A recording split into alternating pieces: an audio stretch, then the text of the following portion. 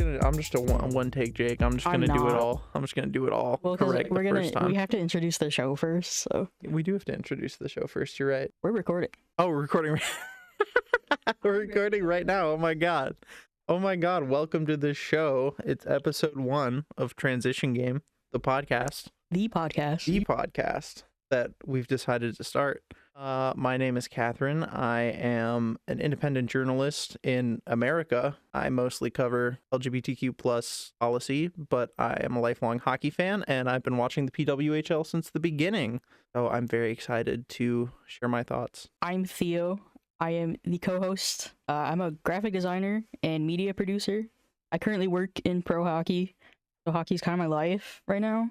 I enjoy women's sports, and I think PW is like one of the things we bonded over 100%. When we first met. So absolutely, yeah. Our friendship, PW is very important to our friendship. PW is a very core tenet of our friendship, and we talk so much about it that we decided that we should talk about it for the masses. Correct.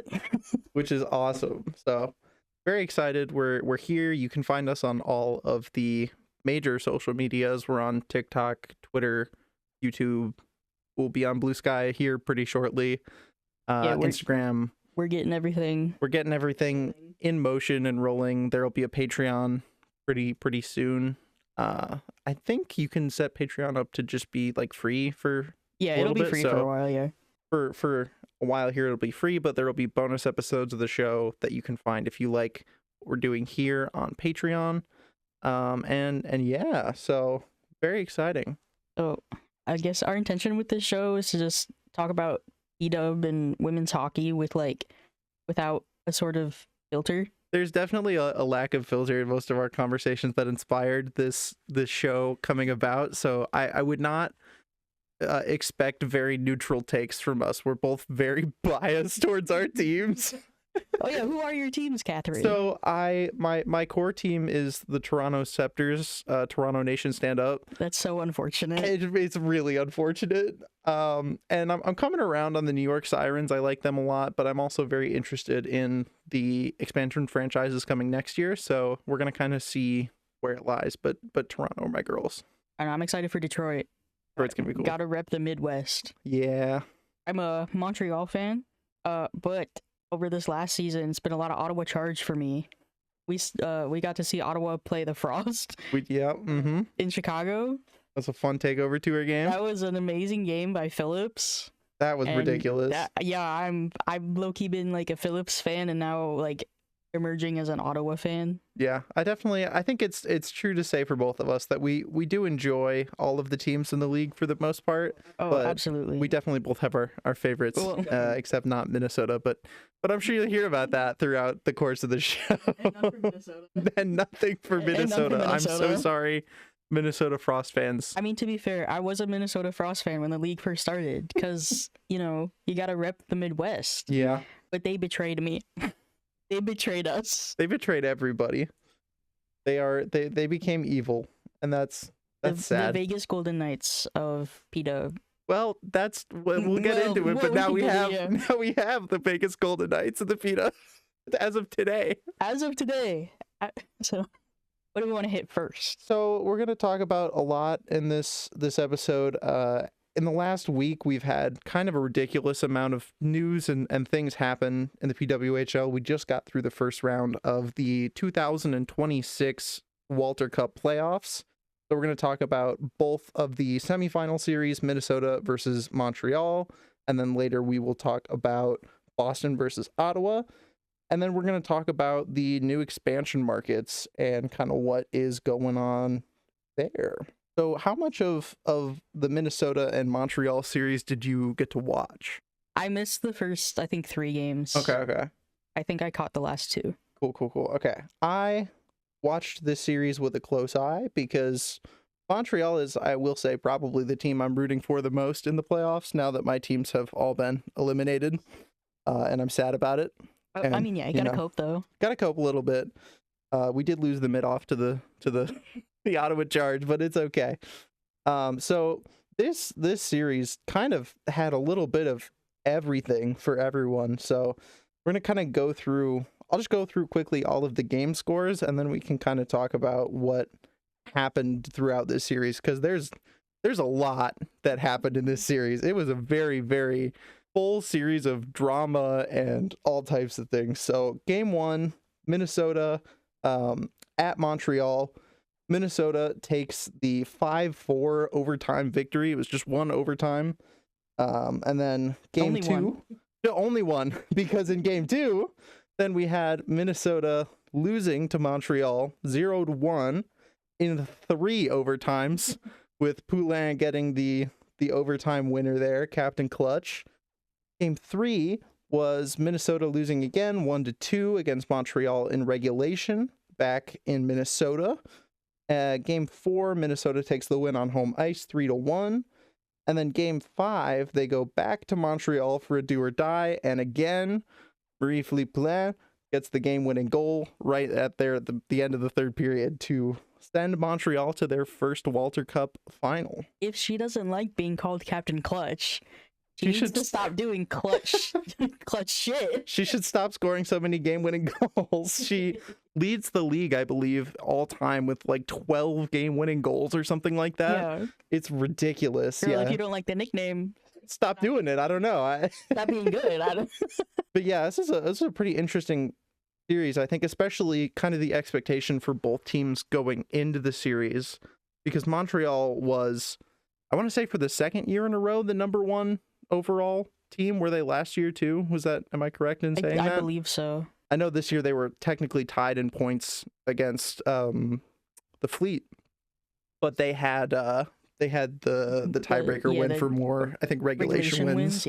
Yeah, it was, and then they pick obviously the number 3 Frost for I their think first that surprised opponent. a lot of people. I think it did too, especially because Ottawa kind of barely scraped into the playoffs, and a lot of people were like, "Oh, you take the easy team, right?" But Ottawa's been to the Cup final. Yeah, they went last year. Yeah, they I feel like they become kind of a different beast in playoffs. Oh, 100%. I think they were like, They're like, yeah, we don't really want that, and especially seeing what Ottawa did to Boston in that series, which we'll talk about later in depth. But yeah, that was maybe a good pick on Montreal's part. Plus, I mean, you get the fans on your side, right? Exactly, because unless you're a Minnesota fan, like a diehard Minnesota fan, you really don't want to see them win a 3rd cup in a row. I feel like that's not great for the league. Yeah, it's really not great for the league at all. It's like, oh, everyone's got all these teams that they like, and then it's just Minnesota that does well in the playoffs. Minnesota. But yeah, so I think it's definitely interesting seeing Montreal kind of pick them, especially as the 2-time defending Walter Cup champions, that you know that they're going to come hard in the playoffs. So. Right. So yeah, throughout this series, we had kind of a lot of different stuff going on. I think the first thing that really came about that was like a big drama thing was the player safety concerns in regards to the scheduling of this series. So game 1 happens on a Saturday. I believe it was a midday start, but I'm blanking on it now. And then game 2 is on a Tuesday, so there's 2 days in between. It's in Montreal, so neither team is going anywhere. There's no travel involved. Game 2 is on a Tuesday. Game 3 is on Thursday, and that is plus travel. So there's 2 days in between, but technically there's like 1 day because there's travel and you have to get to a new hotel and then practice facility, whatever. Game 3 to 4, there was a 0-day break. Those back-to-back games. Yeah, it was back-to-back. So game 4 was on Thursday night. Game 4 was on Friday night. Where did they play those games? That was in Minnesota. And then game 4 to 5, technically there was a 3-day break because game 5 was originally supposed to be on Monday, and then it was postponed 23 hours. Mm-hmm.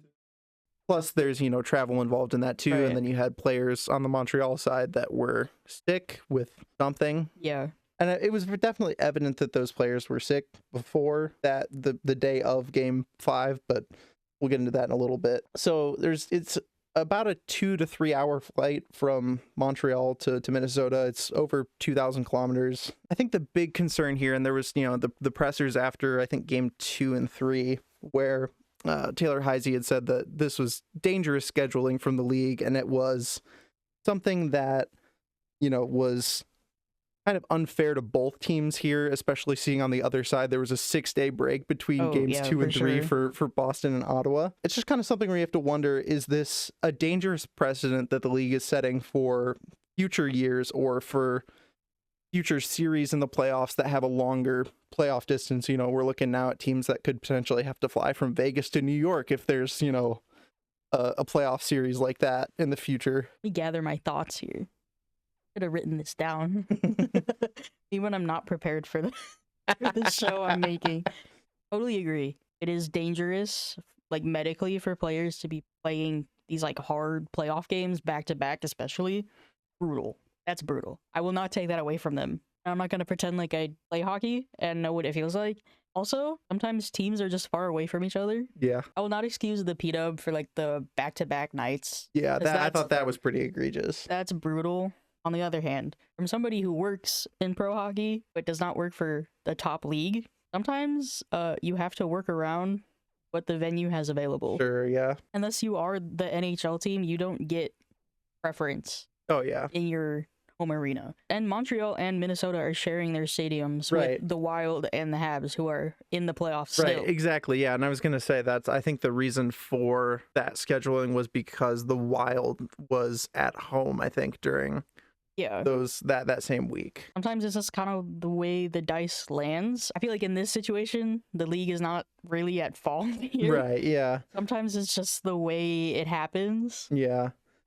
Yeah, and it's like it does suck that it kind of happened the way it did, where on the other side of the coin, Boston and Ottawa get 6 days off and they're playing, essentially 3 straight days worth of hockey, because you've got, they're traveling into Minnesota on that day before, so that's not really a full rest day, and then you have 2 days with, insane games that, like were incredibly close, and were, I mean, obviously, neither of us have a look into the P-dub league office. We don't actually know, like, what kind of deadlines they have, and, like, when they need a cup final by. Right, exactly. If there's anything in that regard. I almost wonder, like if it was about airing schedules, you could have switched a Boston game with a Minnesota Montreal game. Boston and Ottawa NHL teams are both done. Right, exactly. So they have way more leniency on that side to shift those games up or back. Yeah, I don't know. It's definitely an interesting one. It's a little bit more nuanced, I think, than people realize when it comes to like venues and scheduling. Right, and 100%, especially when you have so many leagues that are currently in the playoffs right now. Yeah. And a lot of these same markets have NHL teams that are in the playoffs still. Yes. And so, it becomes like, do you have to look for some kind of like secondary or even like tertiary venue to play the game at? And is it worth trying to go through all the hoops to do that and have the fans get, told, hey, your ticket is still being honored, but it's going to be at this venue instead. And then that ruins, the fan experience for a live game like that too. So there's like a lot of potential like fixes, but also a lot of potential downsides. Right. I think on such short notice, it was probably something that would not have been feasible to do. I feel like that's something the league is going to work on ironing out, especially with the Players Association. Yeah. I was going to say, I think throughout this offseason, there will probably be a lot of discussion on what exactly happened with the playoffs this year and how the league can avoid that moving forward. For sure. Especially adding, 4 teams next year and potentially changing the playoff structure. Getting more teams in the playoffs. Yeah. Right. I feel like that's definitely going to be something they're working on as they expand. Yeah, and I think that kind of thing will help too with, scheduling games when you only have 2 playoff series that you can schedule as, part of your broadcast, then it becomes much more difficult to kind of arrange those games. But then once you've got, 2 and 3 and 4 potentially, series going on at the same time, it becomes much easier to kind of work the games in around each other. Yeah. I mean, it's also like in pro hockey in general, it's not uncommon. Like games are usually 2 days apart. Right, exactly. Like, it's usually one game day, one off day, game day, off day.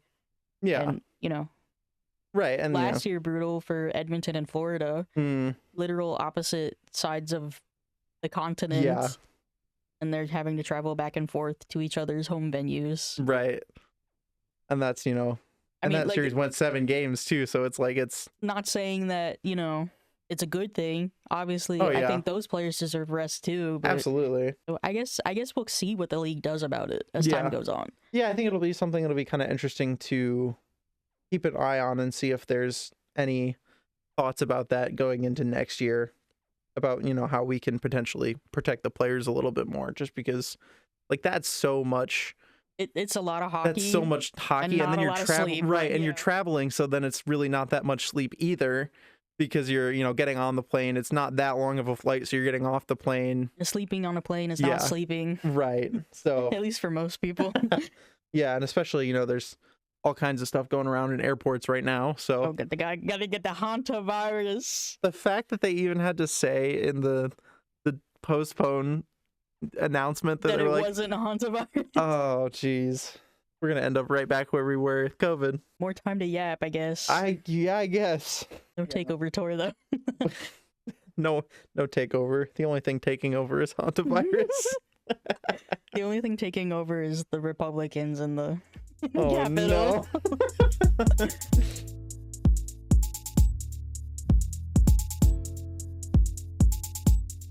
All right, so the next thing that we have from the Minnesota-Montreal series is the player safety concerns in regards to on-ice behavior. So I wonder. obviously, Britta Curl was ejected from game one off of a check to the head, or as I should say, an illegal check to the head on Caitlin Willoughby, as well as the hit on Abby Rock that gave her the black eye. She was suspended 1 game and fined $250. I'm going to read to you some of the incident report from the Player Safety Committee. They announced that the Minnesota Frost forward Britta Curl has been suspended for 1 game and fined $250 following 2 separate incidents reviewed by the PWHL Player Safety Committee. Both incidents occurred in Game 1 of the PWHL Walter Cup Playoffs between Minnesota and Montreal on Saturday afternoon. The fine is a result of Curl's actions during an altercation at 4:47 of the second period, where she and opponent Abby Rock were assessed minor penalties for roughing. That was the hit that gave her the black eye. In their review, the Player Safety Committee determined that Curl grabbed and pulled Rock's facial protector, sending the opponent to the ice with a degree of violence that warrants supplemental discipline. The suspension... I'm sorry, a degree of violence. A degree of violence. Right. Like, there's a degree of violence that's acceptable, but that was too much violence. The suspension is a result of the major penalty and game misconduct assessed to Curl for an illegal check to the head on opponent Caitlin Willoughby at 19:12 of the second period. In their review, the Player Safety Committee determined that Curl made no attempt to play the puck as she raised her forearm to make direct contact with the head of her opponent, where such contact to the head was avoidable. They go on to talk about Curl's previous, like they say that this is her first suspension of this year, but they talk about her previous suspensions Right. in, you know, previous years and previous fines, which clearly are not getting through to her.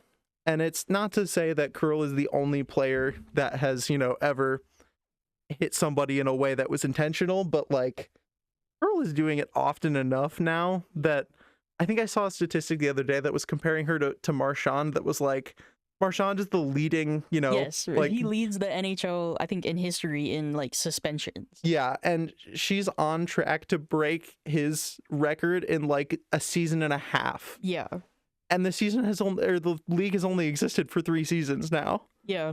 So it's like, clearly these fines and suspensions are not actually instituting any kind of like this behavior is not being corrected. This is intentional. It is happening in a pattern, and it is continuing to happen. Yeah. Even though, you know, oh no, she gets, you know, 1 game off. And I thought the 1 game for this hit and, you know, the black eye to Abby Rock was kind of ridiculous. Yeah, not enough. Yeah.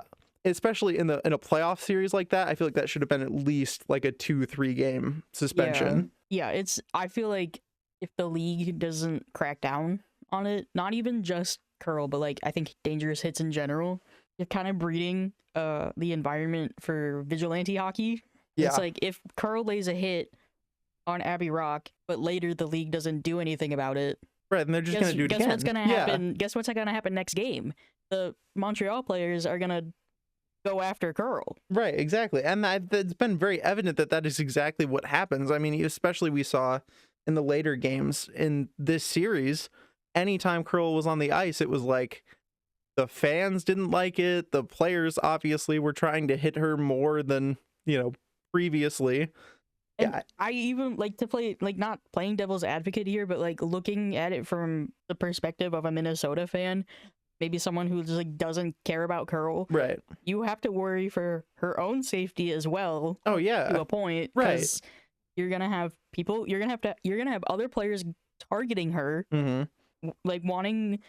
I don't want to say revenge because that's a little intense of a word, but some kind of like repayment, right, for those gross hits. Right, exactly. And I think that this is an issue that has been I don't want to say largely solved in the NHL, because it obviously still happens, but I don't think it happens nearly to the extent that it used to. Yeah. Like, we don't really have enforcers anymore in the NHL. They've kind of gotten rid of that role. And I feel like if we keep allowing this to happen in the PWHL in the way that it is, we're going to end up with enforcers on every team. Like, this is going to be what it is. Yeah. And it's not just going to be relegated to playoff hockey. It's going to be all the time during the regular season. And then that's even more dangerous for players. Like, you could tell the players are not allowed to fight. Yeah. Guess what? They're going to lay hits then. Right. They're going to lay hits that hurt each other. Exactly. Yeah. Like, that is going to be the workaround. You're like, oh, great, we can't fight. We'll get, banned or whatever for fighting. Then you're just going to try and, like, kill someone. Like, especially we saw later in this series in Game 5, Pearl goes after Abby Rock again. Abby Rock is clearly not facing her, and she hits her right along the board. That hit could have paralyzed Abby Rock. That was, the way she, like, flopped into the board. Yeah, she, and I even saw online someone was talking about, like, they didn't show it on the broadcast, but Abby Rock had to crawl past the linesman to the bench because she couldn't get up after that hit. Yeah, I remember seeing the clip of her bent over behind the bench. Poulin was like leaning over her. Poulin was pissed. Yeah. Oh, yeah. But I also think part of this issue is that Minnesota Frost, I think their coaching staff kind of enables this. A lot of teams in the NHL, a lot of coaches in the NHL, when a player does something stupid and it ends up like hurting another player really bad, usually ice time gets taken away. Right, I was going to say, some capacity. Yeah, like you see that player get benched or scratched a game or, something like that. Like, there's some kind of repercussion for playing stupid like that. Like, not even like from the league, but like from the team itself. Right. Like, it's not sportsmanlike. It's not the look you want for your team. Right. So I think the fact that the Frost doesn't do anything to, I guess, like, convince her to, like, just settle down a little bit. Right. I think that's also part of it. Like, she doesn't face any repercussions at either the league level or the team level, and that's really what's causing the problem, I think, is that there's just no... There's absolutely no... Like, she faces no consequences for, like, $250. Like, I get that the PWHL players aren't making, what the NHL players or, like, what... top tier, like, professional athletes in other leagues are making, but $250 is like sneezing. Like, she spent more on the plane ticket. Like, right, exactly. Like, that's ridiculous. That's like not even the cost of a good news donated more stick. to Turning Point USA. Like, right. Like, that's ridiculous. If the league's not gonna punish you and your team's not gonna do anything about it, where does that? Yeah, like what does that say about? It basically means you have free reign. Right. That's... And, like, we watched the game last night. We hung out and watched the game together. You could see her, like, laughing and smiling. Oh, yeah. Like, Pearl was like, she enjoys it when people boo her. Yeah. She gets off on this shit. Right. And it's not like I understand some people that are like, oh, yeah, like, the other team's going to paint me as the bad guy and, like, that's the narrative and whatever. But I don't even think this is that. I think this is like legitimate player safety concern. Like, this is not like, oh, like, you're the bad guy, haha, like, the fans don't like you. This is like, you're gonna kill somebody, and then, like, what is the league gonna do about that? Like, I don't want it to have to get there, but it seems almost like that's what it's going to take. Like, someone's gonna have to get paralyzed or killed to stop this kind of behavior for the league to really put their foot down about it. Yeah, unfortunately, I feel like it might get there if PW doesn't step in. Yeah, I think that's definitely something too in the offseason and talking to like the PWHLPA that is going to have to be addressed, because it's been rough even throughout this season. I think there was, I don't remember, during like the middle of the regular season, I don't remember what teams it was, but there was another hit that was like really bad earlier in the year that someone got suspended for. But yeah, it's not enough. Right, it's just not enough to suspend players at this point, I feel like. You have your players that did something stupid in like the heat of a moment, and like I get it to an extent. Right, but like this is like beyond that. This is like pattern. Yeah, I feel like they should institute something for, it's like, if you are doing this so often, like at least like, you know, twice a year, then it, like there has to be something put in place to be like, hey, this player is going to be, you know, like suspended for the rest of the season. Yeah. Or, you know, something like that. Like if this happens again.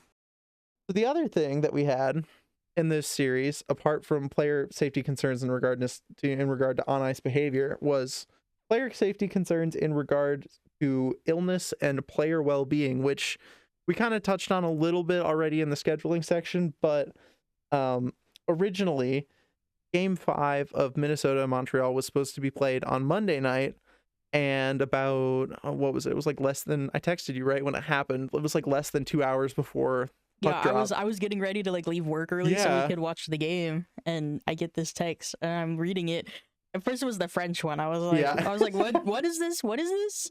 Yeah, I found the French one first because Montreal tweeted it, and then I actually had a second to sit down and read it, and I was like, oh. And when I first read it, I thought that they were saying both teams came down with something. Yeah, that was kind of what it sounded like in the original announcement. Was like, oh, like we're gonna postpone the game because, you know, players are sick and we don't want to, you know, like spread that between teams or to the fans or whatever, you know, arena staff, whatever. Which I think is also weird because I think some of the players were already at the arena when this happened.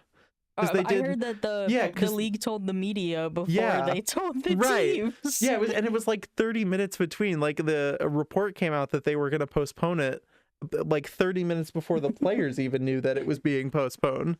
And so there were like, they did that interview with Kath Dubois she's at the stadium, and they're just hanging out at the stadium because they're there and the game's already been canceled. So that was really interesting. What it turned out to be was that there were at least 5 players that we know that were sick on the Montreal side, and the league opted to postpone the game 24 hours to Tuesday night instead of playing it Monday night. Someone on Twitter had pointed out that Montreal could have fielded a full roster with their reserve players, like calling up, you know, people who they have on contract. And if the Minnesota players weren't sick, then it's kind of an interesting decision from the league to cancel the game. I'm interested in knowing the goings on of how that decision was made. Yeah. When I think about it, I'm like, well, there's a chance that the league, like both teams, were involved in making the decision. Right, absolutely. Just because I feel there is a level of sportsmanship, of course, between all these players. Oh, sure, It's like, I don't want to play this final elimination do or die game if you're not also gonna have the chance to put your best team on the ice, because if it was the other way around, I'm sure Minnesota would want some time for their players to recover too. And I think it's one of those situations where it's like, I don't think that delaying by one day really like is kneecapping either side, right? Like it's just a little bit of extra time for both teams to rest their players and put on a better game. And I almost wonder if the league was like, oh, maybe even like Montreal medical staff was like, hey, league, PW, this is a result of this like bullshit scheduling. I should probably not swear, right? Oh, no, we can swear. Why not? Should I bleep it? Yeah, you could bleep it. I don't know what's appropriate for a podcast. I kind of have a sailor's mouth. I'm trying to be good about it, but I have a small vocabulary, and a lot of those words are fuck.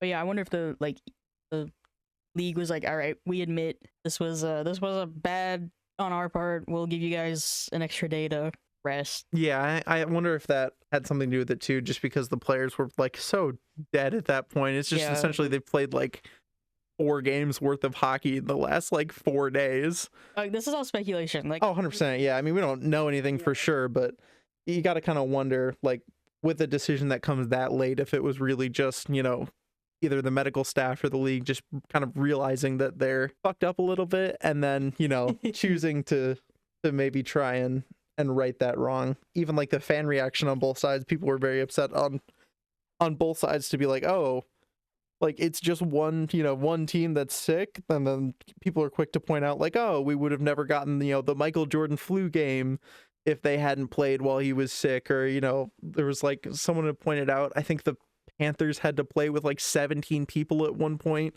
last year due to illness and stuff like that. And it's like, while I understand where those people are coming from, I think in a lot of ways the PWHL strives to be better than other leagues about protecting their players. Yeah.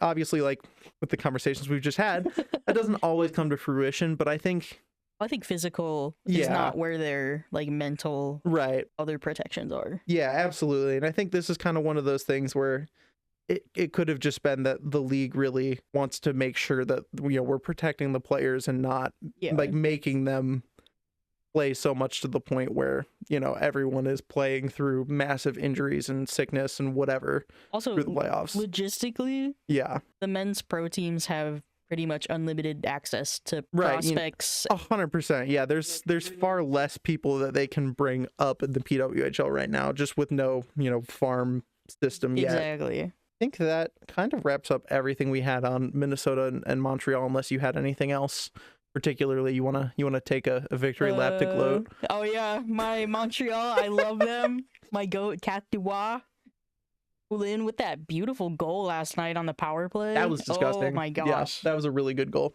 Davian stood on her head in that game 5. That was ridiculous. Put some Phillips shit. That the windmill goal goal goal she saved might as well have been a goal. Yeah, that was ridiculous. God, the kick save was great.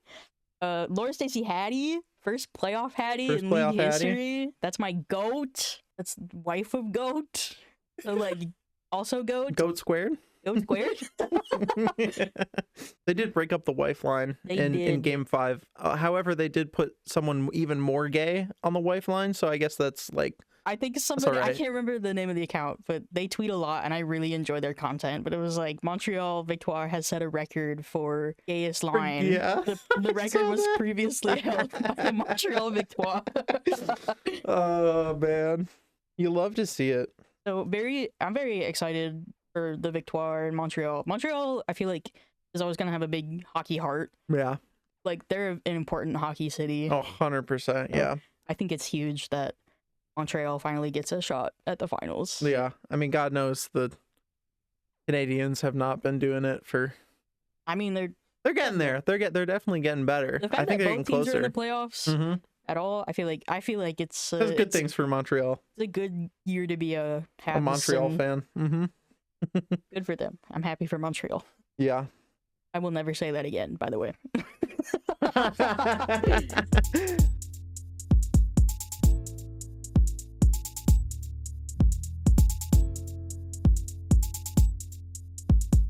Oh man, all right, let's switch gears here a little bit and talk about number 2 Boston taking on Ottawa, who scraped into the playoffs over my Toronto Scepters. Who beat them in regulation in the one game Toronto needed to win. I mean, to be fair, we could have won any of the 6 games previous to that, and we also would have gotten in. But it's, you know what? It's whatever. I'm not even mad about it, honestly.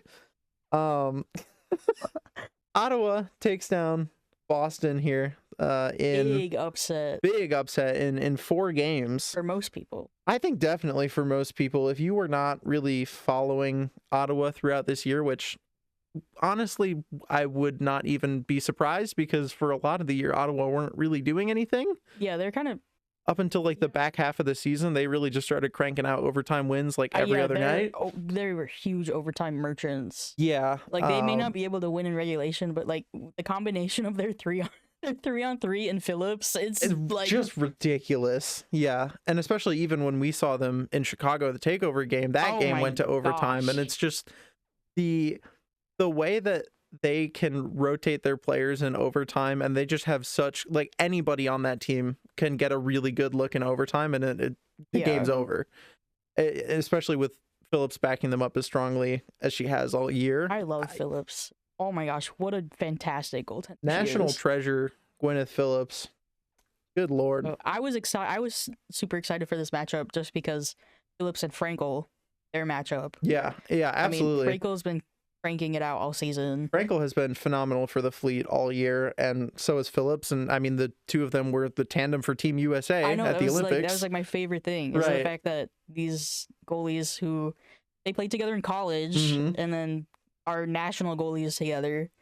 Now for playoffs, they have to face each other. Right. So it's like the battle of the brick walls. Yeah, and that's really what it was across the whole series here. Go quickly over the scores here. Game 1, Boston takes that in Boston at the Songa Center, 2-1 in regulation. Game 2, Boston loses 3-1 to Ottawa. Game 3, we go back to Ottawa. Ottawa takes that 2-1, and then Game 4 went to 2 overtimes, and as soon as it went to overtime, I was like, oh, here we go.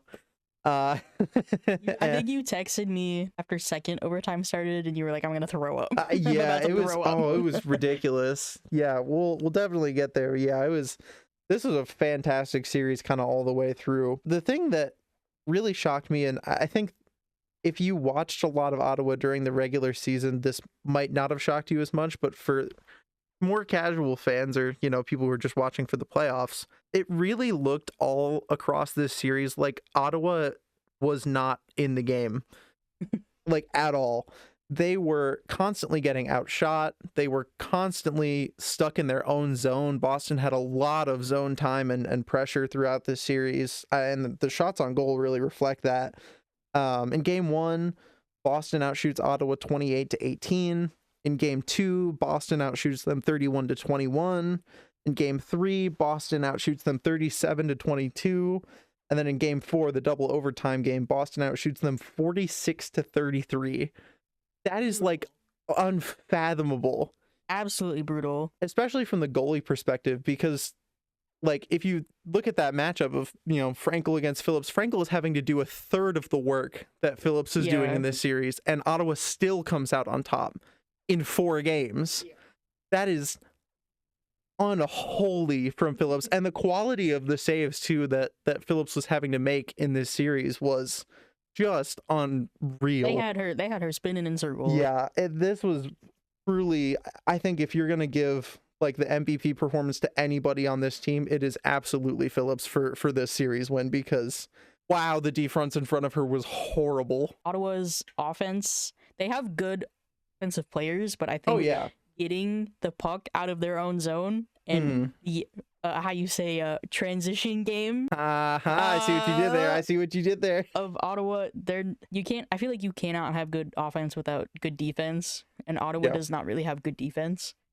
They let in a lot of shots. They have a hard time getting their opponents out of their zone. And they took a lot of penalties in this series too. Across the 4 games, Ottawa took 17 penalties. That is so ridiculous. I mean, we could talk about how Boston didn't score on...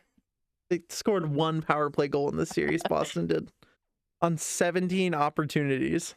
Yeah, Ottawa, I think that's something Ottawa's definitely going to have to address in the offseason, is their defense. Yeah. Because your goalie should not be facing that almost many more 300 shots. than your opponent's goalie. I feel like Phillips is facing at least twice the amount that Frankel has had to face. Oh yeah, I would absolutely agree with that. Yeah, it was. You gotta step up and like start helping your goalie, because Phillips is awesome. I love her. She's a fantastic goalie. She's 100%. So incredible to watch. If Ottawa ends up winning the cup, they got to build a statue of her outside that stadium. Like if I'm Carla McLeod, I'm protecting that goalie, and I'm offering her so much money this offseason. She's the franchise contract. Phillips, you are the Ottawa Charge. That's you. You did that. I mean, like, of course, you've got some great players on Ottawa, Oh, but absolutely, it's yeah. like, come on, guys. Yeah, and that's the thing too that really stresses me out when I watch Ottawa when they do get into the attacking zone, they are that like very like 2015-16 Blackhawks, like we're going to cycle the puck for 14 years and we might take a shot this shift. Like Yeah. they are taking like no shots at all, whereas on the other side, and that was the thing that I think was really cool about this particular series, was that we kind of got to see the two different philosophies of like Boston is like, oh, we're gonna shoot as many shots as we humanly can, and some of them gotta go in, right? Yeah. And then Ottawa's like, we're only gonna shoot when we think it could be a goal. And obviously that worked for them, but it's so like ridiculous to sit there and just watch them pass for like the whole power play and take one shot. Shoot the puck! Right, it's Shoot like it! Shoot it! because Boston also took 14 penalties in this series, and I think Ottawa came up with 1 or 2 power play goals, and it's like that's just not enough. I'm gonna be so real. I think this was a huge choke job, Boston. Oh, 100%. Especially you have in game 4, Boston scores the fastest 3 goals Oh my gosh. in league history, and Was then it- still it was like a proceeds to. minute It was like a 30. minute. Yeah, it was ridiculous. It was Mother's Day, and so I was cooking dinner for my mother, who was sitting in the living room watching the game, and I was kind of popping my head in and out, and she just kept going, "Oh God, they scored again," and I'm like, "What do you mean? They just scored?" What do you mean? I thought she was like looking at the replay or something, but no, it was just 3 goals in the span of I think it was a minute 10. It was ridiculous. Yeah. That whole game 4 was so unbelievably stressful. I was like, I can't do this. I woke up to your text saying double overtime, I'm gonna throw up. And I'm like, shit. I pull out my phone. I immediately get on YouTube. Like in overtime, puck drops. Yeah. As soon as the ice opened up for Ottawa. Right, it was like 3 minutes into the second overtime that as soon as that ice opened up, I was like, they've got it. Yeah. They've got it. And then they missed on the initial chance. Mhm. But then they scooped up that rebound right away. Yeah, and that was That Kava with the mhm. redirect. Oh. Yeah. Kind of a fun note too, now that the Minnesota Frost are out of the playoffs. While they may not be 3-time Walter Cup champions, one player will be a 3-time Cup champion because Kava, who is now on the Ottawa Charge, has a chance at it, and there's a player on Montreal also who was on Minnesota. That is it. Flaherty? Clarity. Maybe, could be. I don't know, but yeah. The point is, there is a player on both teams that was on Minnesota, so there will be a 3-time Walter Cup champion crowned this year. It just won't be the It just team. won't be on the Minnesota Frost, which is really fun, I think. Did you also hear about Kava's like post game interview about? I don't know if I think they did. were. I saw something. They were like asking her questions about like Ottawa and like Mm. the team. He was like, "Oh yeah, everyone here's so fun and kind and supportive." I was like, "Girl, What are they doing to you over there what in did they do to you in Minnesota? Minnesota?" So I think there's some dark things happening in that Minnesota Frost locker room. I'm so sorry, Minnesota Frost fans. We don't mean to clown on your team, but We kind of are. it's unlucky. It's unlucky out there. So, in this Boston Ottawa series, there was kind of another fun drama issue that this series was largely actually not problematic at all. I thought this the teams had plenty of time to rest. The quality of games was great. The officiating was okay. It was fine. It was fine. It was good for PW standards. Yeah. And then after the series is over, after game 4, Ryan Wynn, Oh my brother gosh. of Boston Fleet player Haley Wynn, took to TikTok with some interesting thoughts about the series and the PWHL as a whole. And so I want to take some time to play you some TikToks that he recorded and posted, and then we can kind of talk about the content and the reactions afterwards. All right, we're here reacting post-Fleet loss. People are going to say sore loser, so loser. He's reacting post-loss. Am I sore loser? No, I'm not. Did they earn it? Did they really earn it? Did the Ottawa Charge earn it? I don't know. Ask the officiating crew. When we blow the whistle, you know, with Gwyneth Phillips throws off her gloved hand, throws off her blocker in a frenzy where the Fleet are sure to score a goal, why are we blowing the whistle? No delay of game? Are we saying that's good? They're throwing picks all over the ice. There's interference calls all over the ice. I mean, it's almost like the league is rigged because we really want a Canadian team to. Am I a sore loser? Yeah, maybe. But there's questions to be answered here. The rule book needs to be looked at. Ottawa Charge, enjoy the gosh dang gift that is dropped down upon you. You've been outplayed 3 straight games. You're lucky. So that was in regards to the loss there for the Fleet. So we'll just start with that one. Why would a man be there? Why would a man be there? My favorite part about this league is that there's just like a minimal amount of men involved in it. I totally get, you know, being upset. Like, obviously, sure, he cares very deeply for Haley, and sure. We saw that throughout the Olympics. Very supportive. 100%. And, you know, I appreciate that. We love a good sibling bond, but yeah. Also, this just is not a good it's not a good look for you, and it makes your sister look bad. Right.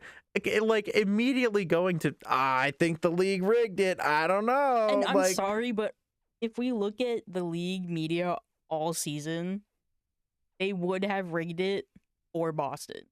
100%. They did not care about Ottawa. They did not care about Ottawa.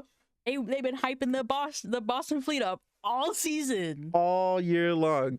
I mean, like, of course, the Fleet have been playing very well all season. They sure, were in the lead. Yeah, for a large majority of the year. Until the end. Mm-hmm. So the thing that really like bothered me about this was him immediately claiming that Phillips threw her blocker off on purpose. If you look at the clip of that play and the scrum that happens in front of the net right there, it is very clear that Phillips both A, has control of the puck for a ridiculously long amount of time, and B, her blocker gets hit off by a Fleet player. Yeah. It's like, it's in 4K. Like, it's not even like you have to go to a weird camera angle to see this. The broadcast camera got this. It wasn't even like we didn't have to go to the top-down angle to see this.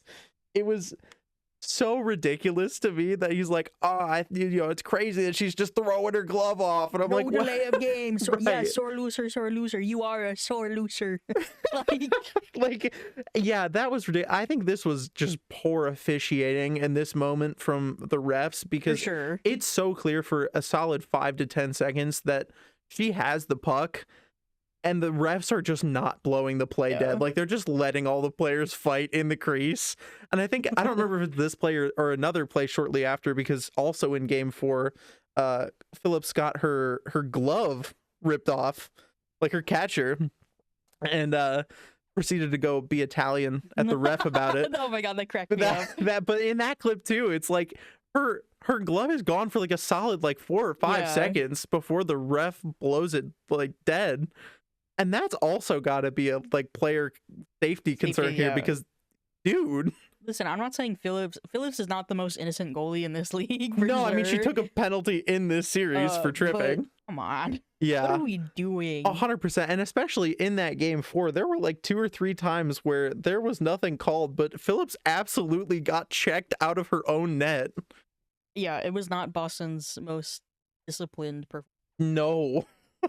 So that was definitely an interesting one. I would love to say that that's the last that we have to hear from Ryan Wynn, but he then posted another TikTok Monday night when the Montreal Minnesota game was postponed. So we'll look at that. And here we are. Video number 2, reacting to PWHL. Guys, why am I talking about it? I love it. I love women's hockey. I love the PWHL. Someone's got to say it. I was reacting last video to god-awful officiating. The Boston Fleet Ottawa Charge. God-awful. People say, oh, no, they had 5 power plays. Yeah, they officiating. Guys, watch the game. Watch the game, not the stat sheet. They should have had 10. And then I say, okay, maybe it's rigged. Maybe we want a Canadian team to win. Maybe because we think it's better for the league. And then we laugh. We come at me in the comments. Now this. We postponed for illness? For illness? 5 players? Illness? Montreal, Minnesota, professional sports, guys, they don't get postponed for illness. That doesn't happen. We haven't had that happen since COVID-19, and that we don't have COVID-19 right now. If we postpone for illness, we never get the Michael Jordan flu game. Wouldn't a true champion persevere through illness? I don't get, there's so many questions. Anyway, I hope the players are good. I hope Game 5 goes amazing, and come at me in the comments. I love it. Let's keep going back and forth. Why should a champion have to pursue through illness? Why would a man be there? This is just a deranged take, I fear. Because, like, why would we be rigging it for... Doesn't this extra day of rest also help Minnesota, who is, like, not also the healthiest team? Yeah. Who were, Heisey was sitting in that press conference looking like she was about to pass out, saying, these back-to-back games does not look well. Yeah, I don't know about this one. He's like, oh, the league is right. We just want Canadian teams to win. We're just gonna rig it. And I'm like, you know how much money the PWHL would have made off 3-peat merch? Yeah. Yeah. I don't think we're rigging anything, man. I don't know. But I think honestly just a bad look for Mr. Win here. 100%. I think my favorite thing to come out of this was that Emily Greco commented on the first TikTok, the one about the fleet loss, and said, by the way, posting is optional. And that made me giggle because oh God, I love that for her. I love how many of the players in the league are a little bit chronically online. Yeah. I love it. Which is bad because that means they see all the... They see everything. Some of the fans are a little down bad. There are things people have posted on the internet that I would not even dare. You could not waterboard some of the things people are saying about Dubois out of me. Like, I get it, but also... But anyway, Ottawa is now, for the second year in a row, heading back to the Walter Cup final. Ottawa! So happy for Miss Phillips. So happy for Miss Brianne Jenner. Yeah, it's going to be great. So we're setting up now for the first ever all-Canadian Walter Cup final, Montreal versus Ottawa. What are kind of the conditions for both teams here? I think we can start with Ottawa since we're talking about them. Yeah.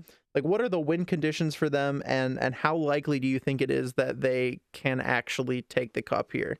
Montreal is very physical. Poulin is a very physical player herself. 100%. And then you have Stacy and Rock. Mm-hmm. And everyone else on that team, really. Yeah, there's really not anyone on that team that's hitting soft. No, they're a very physical team.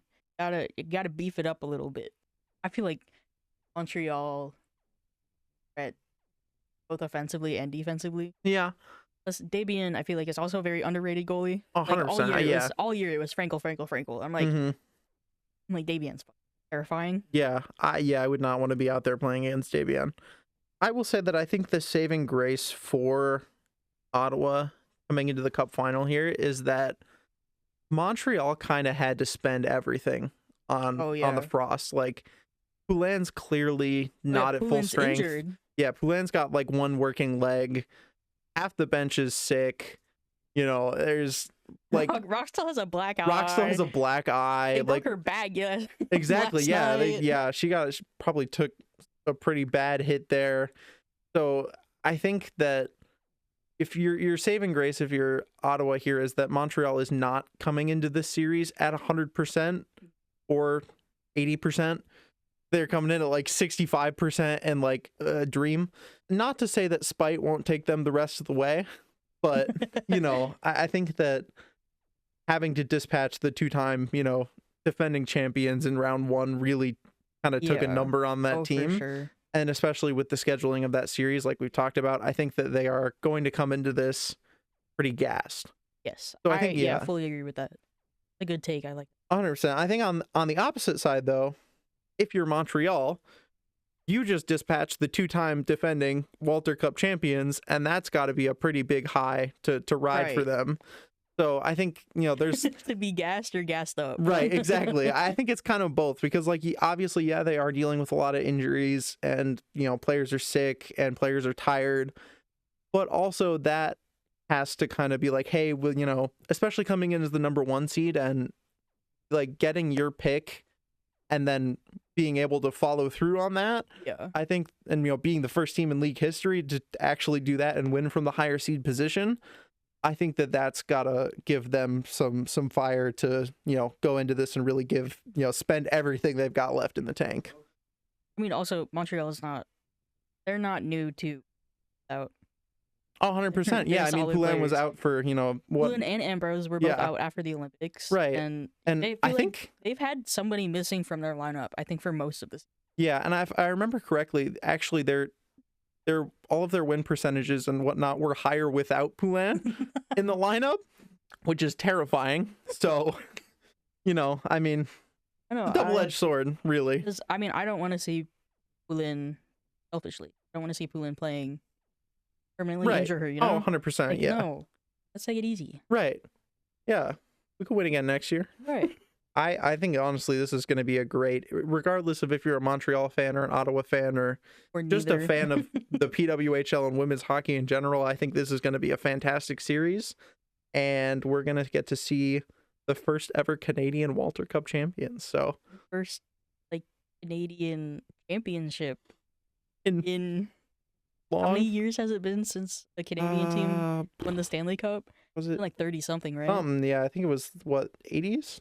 It was probably, was it oh god, I don't even know anymore. This is not Toronto. Yeah. Wait, you mean the Maple Leafs, right? Yeah. All right. Yeah, that's what I meant. All right.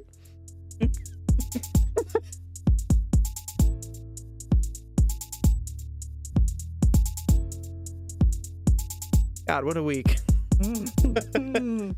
In other news this week, the other big thing that we have to talk about is that the PWHL is officially expanding again. So obviously this year we got the debut season for the Vancouver Golden Knights and the Seattle Torrent. Congratulations to West Coast over there. Mm-hmm. I know it wasn't like the most, fantastic of seasons. Hey, Vancouver has the #1 draft pick. Hey.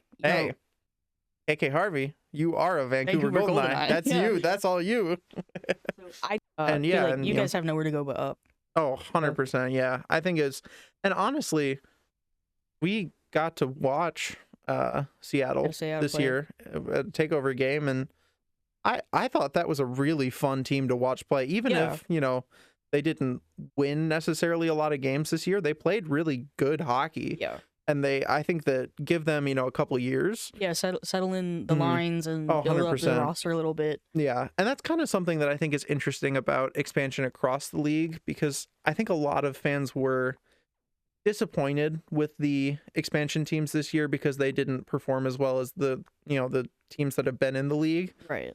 But also I think you kind of have to look at it from the perspective that the PWHL is a very unique league in terms of what women's hockey historically allows in competition.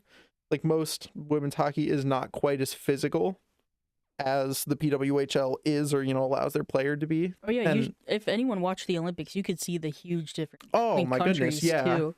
Like Canada and United States. Right, exactly. And I think that a lot of those players coming over into the PWHL, it takes them, at least a season to get acclimated to the level of play and the level of play that is expected from them all year. Whereas, a lot of other women's hockey are more tournament formatted, or, it's not as long of a year as PWHL is. And so I think that you're going to see in the next couple of years that the Seattle Torrent and the Vancouver Golden Knights will be a lot more competitive now that they've had that time to learn what is required of them physically throughout the year, and what that travel schedule looks like. And you also got an entire team who did not call Vancouver out of their home.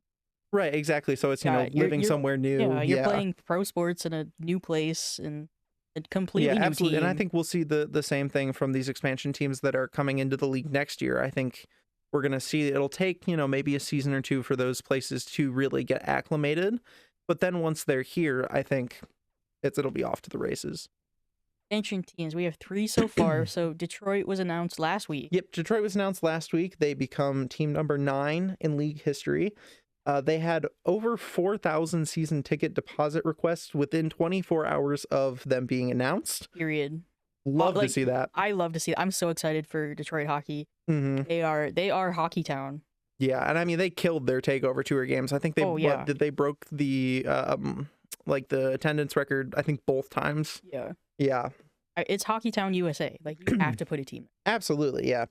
So yeah, they will be playing at Little Caesars Arena, which they will share with the NHL's Detroit Red Wings. That arena has 19,515 capacity, which will become the new number 1 largest capacity venue across the PWHL. Probably be there. Oh, 100%. Yeah, we'll definitely make it out to a few games. Yeah. And their color scheme is like a silver and black with red as the accent, which I'm excited for. I'm super hyped for how those jerseys are going to come out.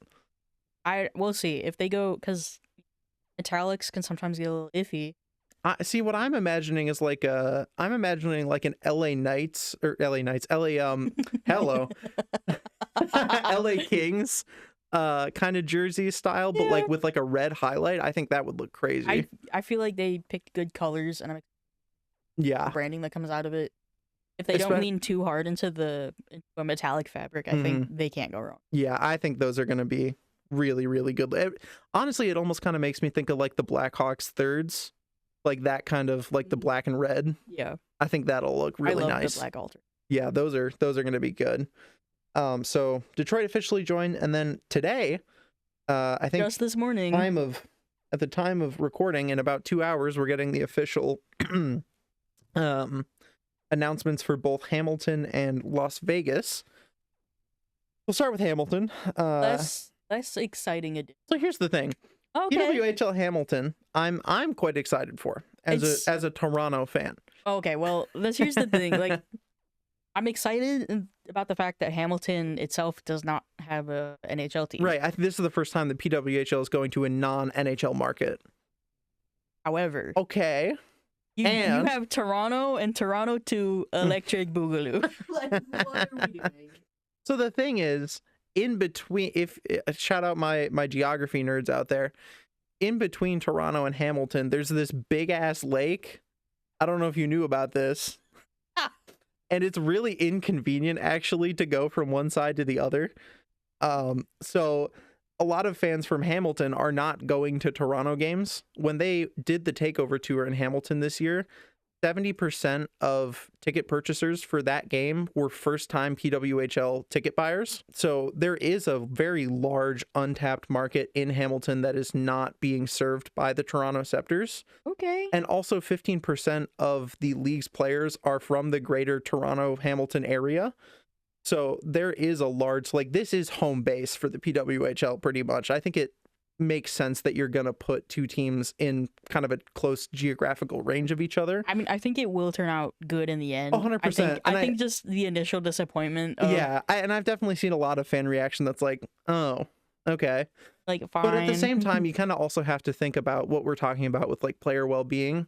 Yeah. That is going to cut down, like, that's going to keep teams in that area for longer during the season, instead of, oh, we're going to play a game in Toronto and then we're going to go play a game in Vegas the next day, or 2 days later. It's like, oh, we'll play Toronto and then we'll play Hamilton and then we'll play in the same hotel, Montreal. Montreal, and then so we're cutting down on the amount of travel, like, in shorter stints for teams throughout the year, and I think that will also help teams like Seattle and Vegas and I actually had no idea about that, like, geographically. Yeah, so she's bringing real journalism here. Boots on the ground journalism. I swam across the lake from Toronto to Hamilton for this episode. I never actually even thought about that. So actually, yeah, that. My mind's already changed. See. So yeah, Hamilton becomes team number 10 in league history. Even though Vegas is being announced first, I looked at the websites. It's listed that PWHL Hamilton is team number 10. And not Vegas. I don't know why that is, but pop off, I guess. They will play at TD Coliseum, which is a 16,400 seat capacity, number 6 across the PWHL in terms of capacity. Oh, Hamilton's also getting an AHL team. Are they This- really? The Bridgeport Islanders, this is their last year in Bridgeport. Oh my god, I forgot about that. They're relocating to Hamilton, so Hamilton's getting 2 new Yeah. pro teams. Wow. Hamilton fans eating good next year. So the colors for Hamilton, this has been the big debate so far today that I've seen. Maroon, gold with a cream accent. I think it won't look as bad as people think it'll look. It's not going to look as bad as people think Yeah. it's going to look. I will back I can you up on definitely that. I can definitely see where people are looking at the logo that's been released, like just the default like PWHL Yeah. Hamilton logo, and going, "Oh my god, it's the ketchup and mustard team." It- Like It's not going to look as bad as you think it's gonna look. Yeah. I promise you, as a designer perspective, it's gonna be a little rough sometimes, but I have it's faith gonna- that they'll get there. it's gonna look fine. And the cool thing about them is that they get kind of an immediate rivalry with Toronto. That is Which also is, exactly you know, like, okay, Yeah, like done. I'm always down to add more, like rivalries and fun storylines that you Right. can tap into across the year. So I think that'll be really neat to see how those two teams interact. plus if we go to Toronto for one game, we can Right, and it's right birds, there. one stone. Right. We just swim across the lake. Exactly. We'll just swim right across the lake. It'll take no time. All right. So then we have PWHL Las Vegas, which was officially announced in 2 hours. In 2 hours from now. From time of recording. But if you're listening to this, it's already been announced. They are team number 11 in league history. They will play at T-Mobile Arena, which they will share with the Las Vegas Golden Knights of the NHL.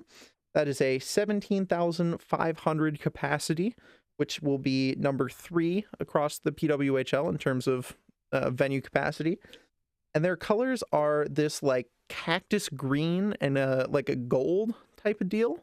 Honestly, I don't hate it. I don't hate it either. I feel like a lot of fans do not like this one at all. Yeah, that's pretty much But what I've I seen. saw it and I was like, oh no, I think this will look really nice actually. I'm actually kind of excited to see what they do with it. Yeah, I mean, I don't hate it as much. I Once have again, this- I'm speaking from a designer's perspective.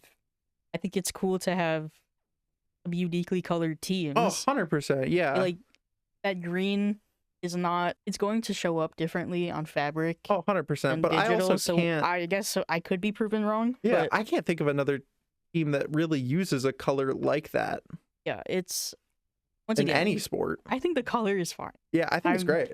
I like at this point. I'm like I don't know unless we see what Right. the designers do with. Right, and we won't see that until closer to next season starting. So, yeah, I don't know. I'm excited for them. I don't really love that they were like, oh yeah, the gold in our thing is a nod to the Golden Knights. I don't love that we're associating ourselves with the The Las Vegas Golden- Golden Knights immediately. But maybe they'll be better. Maybe they'll have a chance to save Las Vegas. We'll see. I mean, I did see a lot of like discourse online about them choosing Vegas. Yeah. And here's what I'm just gonna say about that: Vegas is turning themselves into a sports city. Oh, 100%. Because Yeah. casinos are dying. Mm-hmm. Nobody wants to go to the casino anymore. Right. You know what people are putting their money on? Mm-hmm. Sports betting. Turn the city of gambling into Sports a gambling. sports gambling city. They and you can put sports there, they people keep will their come back. tourism. Yeah. They keep their income. So it wouldn't shock me if, once again, I'm not exactly entirely sure about the process of how teams get chosen, but it would not shock me if Vegas sent some kind of representative or the city themselves went to the league and was like, we Mhm. will support a team. Yeah, so they did in the league's like written announcement for Vegas. They said that both T-Mobile Arena and MGM Grand were big parts in bringing the league to Vegas. Yeah. Because MGM Grand is they're like the co-owners of T-Mobile Stadium, I think, if I'm remembering correctly, and so Yeah. they probably really wanted to push for that too. Obviously the Golden Knights are there. There's a football team in Vegas, right? Raiders. The Raiders, yeah. and They're the getting the A's A's are coming to Vegas in the next next few year, years, or yeah. next I 2029 think it'll be maybe. a while, yeah. They're still Yeah. building the stadium. Yeah. So They have yeah. the Aces now. hmm So yeah, they are building their sports. They're buying. Yeah.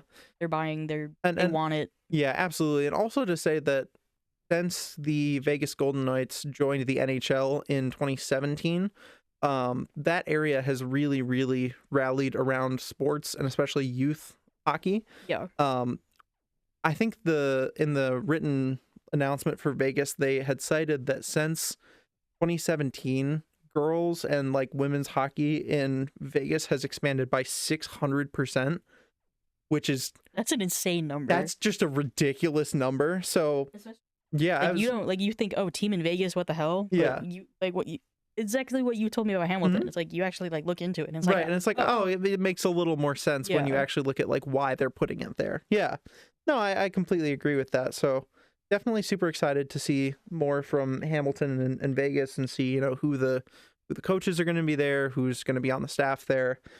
like, I'm happy for every city that gets a Right. team. Like, congratulations. Yeah, congratulations. We'll wait here patiently in Chicago. Someday, PWHL Chicago will There join. is one more. I think we get one more expansion team. There is. So that was my next thing. There is one more expansion slot up for grabs this offseason.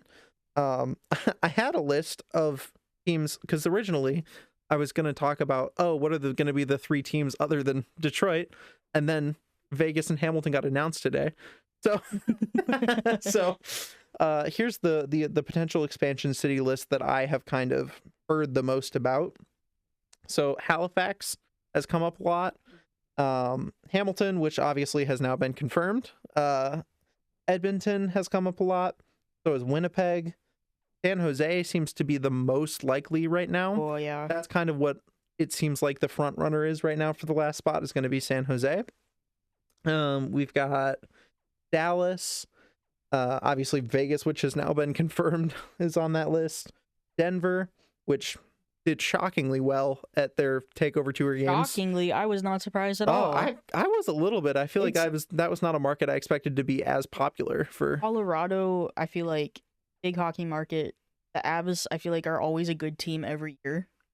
So it's That's like fair. They have been good the last like 10 years. they always have good hockey to watch. They like hockey up there. So when they were like, "Oh, Denver blew up this attendance," well, yeah, it's Denver. So yeah, that's a cool one. I would love to see them get a team. Washington D.C. DC, the one that shocked me. Yeah, that one was kind of weird. I was like, whoa, they broke the record. They turned the fuck out. Yeah, Super exciting watching that. And unfortunately, that brawl happened. Yeah, and unfortunately, it seems unlikely that they're going to end up with a team this time around. From what I've been reading, it seems like the owners there want to own the team fully, and the league doesn't really want that. So it seems like they're not going to reach a deal in DC necessarily, but they have talked about bringing the takeover tour back there next year. So, I'm sure they'll go back if it sold that well for summer round. I'd be shocked if they didn't. And then the last one on here that I put was Chicago, which did have 2 games this year for the takeover tour. And while they weren't as necessarily highly attended, I kind of blame that on the league more than... I blame that on location of where the games were played. And also, I think that's a little bit on the league because one of those games was 4 days before Christmas and the other one was on a Wednesday night. It was like not during spring break. It was not great scheduling. I mean, of course, once again, you have to work around the venue. Right. And even then, I don't honestly think the turnout was that bad. It really wasn't. Like the lower bowl was full. Mm-hmm. Oh yeah. The lower bowl was full. I was like, I thought it was pretty good, all things considered. And like considering how difficult it is to get to that arena, there's no transit. 100%, yeah. Like the train goes out to O'Hare. Yeah. And you have to figure out how to get from that station to the arena, which is, and it's not. Yeah. It was also cold out. Yep. Like so us being in Chicago and me working in sports in Chicago, of course, I've heard the most rumors about Chicago expansion, about like where they would go. So we have a USHL team, the Chicago Steel. They did play out here in the suburbs out west. They are getting a new stadium. I believe it's at the Blackhawks practice facility. Yeah, that is correct. So their organization is moving from the suburbs to downtown pretty much. And that's not far from United Center. Yep. It's a little bit more accessible by transit. Yeah. Yeah. I was going to say, I don't think a Chicago team would ever have the United Center as its primary venue. Just because the United Center is already so busy during the year. I don't think that it would be feasible with the Bulls and the Blackhawks and the concerts that they do. I've been hearing so far that team comes here, they're either going to take the Steel's old arena out in the burbs, which would be questionable, or they're going to move in with the Steel and they're going to share that stadium. Yeah, which I think honestly is not a bad shout. That's going to be a really nice facility. Brand new. It's, I mean, I've seen video inside the Blackhawks section of that facility. It's I've really, been in that really facility. gorgeous. It's a wonderful facility. It's big. It's spacious. It seats a lot of people. Yeah, I kind of wonder. The other thing that I wonder, and I'm sure we'll do a full episode on expansion delusions. But do you think that they would ever move it into Wintrust? I don't know. Logistically, I don't know what Wintrust. If that's I don't know possible, if yeah. So that's fair. I mean, we've seen even recently in the NHL stadiums that were not previously ice compatible move themselves to do that. Oh yeah, of course. Because I'm it sure benefited it's them, possible, like with Utah. But, I mean, yeah, I guess it did. I could see them playing at Wintrust if Wintrust has the. I feel like it would be cool to have your women's sports team have the same Right, exactly. stadium. Because that's kind of why I was thinking that. I was like, oh, like what if they shared the same venue as the Sky? Because that would be cool. You have your Bulls and your Hawks that share, Right. and then you have your Sky and your Chicago team that. So I don't know. I guess we'll see. The trends to me are looking like they're not gonna move to Chicago this year. Yeah, I think it'll come sooner rather than later, though. It's such a big market here. But girls hockey is so huge here. Oh yeah, like it's massive. And there's a lot plenty of players in the league already who are from this area. I mean, we'll talk about it next week a little bit more, but there's at least 8 players in the draft list for this upcoming summer that are from Exciting. Some of them who went to high school in the area here. So it's big. Yeah, absolutely. On the topic of expansion, while we're here, I have not read up too much on the expansion process and how this is working since we're adding 4 teams this year. But I know that you have been reading into that more. I've been on it a little bit. So the expansion has been changed. The process has been changed a little bit. So the league and the PWHL PA, they worked on it together because obviously the league wants to balance competitiveness. Right. The players obviously are like, we don't want to be ripped from the team we want to stay with. Yeah. Just because you said it's okay. So right. Yeah. This is the process that they agreed on. So there's a few phases, and it all leads up to the draft and post-draft signings. So, May 28th. Hello, it is future Theo. As I'm editing this, the league changed that first starting date. So originally it was a 3-day window starting May 28th, and now it's been moved to start on June 2nd and will only last June 2nd to 3rd. So I do not feel right leaving that in there uncorrected since I was still editing. So it'll happen after Cup Finals. And okay, sure. So the first phase, existing team signings will start on May 28th. Okay. So all 8 teams currently, all current 8 teams, right? Not the expansion teams yet. They can discuss binding contracts with up to 20 of their current players. Okay. I think current or any in the league. Okay, yeah. We'll have to clarify. They have up to 20 players they can speak to, and they can sign up to 5 of them to binding contracts. Okay. So basically, essentially like no movement clause contracts. Yeah, they can sign 5 players and say you're ours. This is interesting. One of those 5 contracts has to be a quote franchise player contract, a minimum salary of $100 a year. Oh, that's cool. So I think Fillier is currently the highest paid. I think that's correct. That sounds correct. It would be like every team needs to have one Sarah Fillier. Right. Or Ottawa signing Phillips to a franchise contract if they want to keep her. Sure, right. Or like I'm sure Toronto is probably going to want to give that to like Watts or like Malte or something like that. This franchise contract, player and team have to length 1 to 4 years. Oh, okay. So it's variable. It's not just the same like contract. Yeah. Okay. So after those signings are done, basically, essentially every team can protect or like pre-claim 5 players. And is your franchise player included in those 5 players, or is that separate? Okay. Like at least one of those 5 signings have to be that okay. franchise And then the other 4 contract. are just also protected. And then phase 2 is like protection. Mhm. So after those initial contract signings, teams Mhm. may protect or sign up to 3 more players. Okay. So I guess if Like a total of what, 8 players are basically protected that's then? basically what I'm interpreting as. Is I think you have to sign 5, Mhm. and then And 3. then you just have the option to sign 3 yeah, you more can and protect 3 more. 3 more. Mhm. So you can either sign them, or if your negotiations are taking a while, you can like, take them off the market. Phase 3 is expansion picks. Okay, so So- this is when we're finally like including Yes, expansion teams. 4 Okay. new teams. Mhm. So there's going to be a 2-day period where the expansion teams can each pick up to 10 unsigned / unprotected players. Mhm. Draft happens on June 17th. June 7th. Yep. Mhm. 2 days after the draft Mm. is when league-wide open signings. Okay, so that's free agency, right? Okay. So basically, TLDR, each team can save 8 players. Or alternatively, you're Toronto and you just sign nobody. They fucking start over. And maybe we hire some scouts this time. You're never gonna let that go. It's that baby. She found out the other day that the Toronto Scepters don't have scouts. She's very upset. Like, how do you not scout? Like, what?